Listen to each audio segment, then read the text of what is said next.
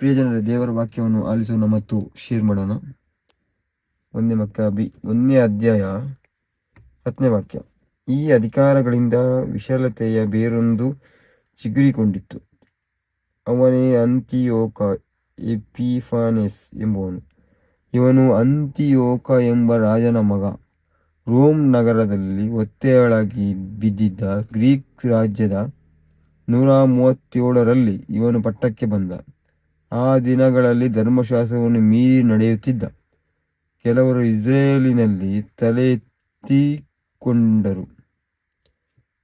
ಇವರು, ನಮ್ಮ ಸುತ್ತಮುತ್ತಲಿನ ಅನ್ಯ ಜನರ ಸಂಗಡ ಸಂಧಾನ ಮಾಡಿಕೊಳ್ಳೋಣ ಬನ್ನಿ, ನಾವು ಅವರಿಂದ ಬೇರೆಯಾದಾಗಿನಿಂದ ಬಹಳ ಸಂಕಟಗಳಿಗೆ ಈಡಾಗಿದ್ದೇವೆ ಎಂದು ಹೇಳುತ್ತಾ ಅನೇಕರನ್ನು ತಪ್ಪುದಾರಿಗೆ ಎಳೆದರು.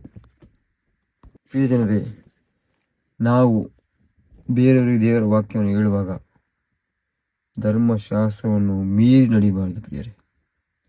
ಬೈಬಲ್ ಇರುವ ವಚನವನ್ನು ಮೀರಿ ನಾವು ಯಾವುದೇ ಕಾರಣಕ್ಕೂ ನಡಿಬಾರದು ಪ್ರಿಯರೇ. ಬೈಬಲಲ್ಲಿ ಬರೆದಿರುವ ಪ್ರಕಾರ, ವಚನಗಳ ಪ್ರಕಾರ ನಾವು ನಡೆದುಕೊಳ್ಳಬೇಕು ಪ್ರಿಯರೇ. ಆವಾಗ ದೇವರು ನಮ್ಮನ್ನು ಆಶೀರ್ವದಿಸಲು, ದೇವರ ಸಾಮ್ರಾಜ್ಯ, ಸ್ವರ್ಗ ಸಾಮ್ರಾಜ್ಯ ಸೇರಲು ನಮಗೆ ಸಹಾಯ ಆಗ್ತದೆ. ದೇವರ ಆಶೀರ್ವಾದ ನಮಗೆ ಸಿಗ್ತದೆ ಪ್ರಿಯರೇ. ಆದ್ದರಿಂದ ಈ ವಚನಗಳನ್ನು ನಾವು ಪ್ರತಿಯೊಬ್ಬರಿಗೆ ಶೇರ್ ಮಾಡಬೇಕು. ಪ್ರತಿ ಸಲ ಹೇಳ್ತಾ ಇರ್ತೀನಿ, ಶೇರ್ ಮಾಡಿ ಅಂತ. ನಾನು ಸುಮ್ಮನೆ ಹೇಳಲ್ಲ.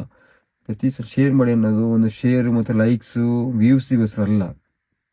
ದೇವರ ಆಶೀರ್ವಾದ ನಿಮ್ಮಲ್ಲೂ ಹಿಡಿದು ಬರಲಿ ಅಂತ ಹೇಳಿ ನಾನು ಎಲ್ಲರಿಗಾಗಿ ಪ್ರಾರ್ಥಿಸ್ತೀನಿ. ಶೇರ್ ಮಾಡಿ ಅಂತ ಹೇಳ್ತೀನಿ. ಯಾಕೆ ನಿಮಗೂ ದೇವರ ಆಶೀರ್ವಾದ ಬರಲಿ ಅಂತೇಳಿ. ನೀವು ಶೇರ್ ಮಾಡಿದ್ರೆ ನನಗೇನು ಕೋಟಿ ಗಟ್ಟಲೆ ಲಕ್ಷ ಗಟ್ಟಲೆ ಹಣ ಸಿಗಲ್ಲ. ನಿಮಗೆ ದೇವರ ಆಶೀರ್ವಾದ, ದೇವರ ಪ್ರೀತಿಗೆ ಪಾತ್ರರಾಗಿ ನೀವು ಅನ್ನೋ ಉದ್ದೇಶದಿಂದ ನಿಮಗೆ ದೇವರ ಶುಭ ಸಾರಬೇಕು. ನೀವು ಎಲ್ಲ ದೇವರ ಮಕ್ಕಳಾಗಿದ್ದೀರಿ.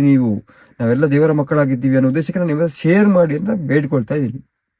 ನೀವು ವ್ಯಾಚಾರನ ಕೊಡಿ, ಆಗಿಲ್ವಾ? ಈ ನನ್ನ ವಚನ ಅಂತಲ್ಲ, ಎಲ್ಲರ ಪ್ರಾರ್ಥನೆಗಳು ಯಾರು ಬರ್ತದೆ ನಿಮ್ಮ ಫೇಸ್ಬುಕ್ಕಲ್ಲಿ, ವಾಟ್ಸಪ್ಪಲ್ಲಿ ಬರ್ತಾ ಆಗ್ತಿದ್ದಾರೆ, ತಗೊಂಡು ಶೇರ್ ಮಾಡಿ ಅಷ್ಟೇ. ಜಸ್ಟ್ ಶೇರ್ ಮಾಡಿ, ಅದನ್ನೊಂದ್ಸಲ ಕೇಳಿ ಶೇರ್ ಮಾಡಿ.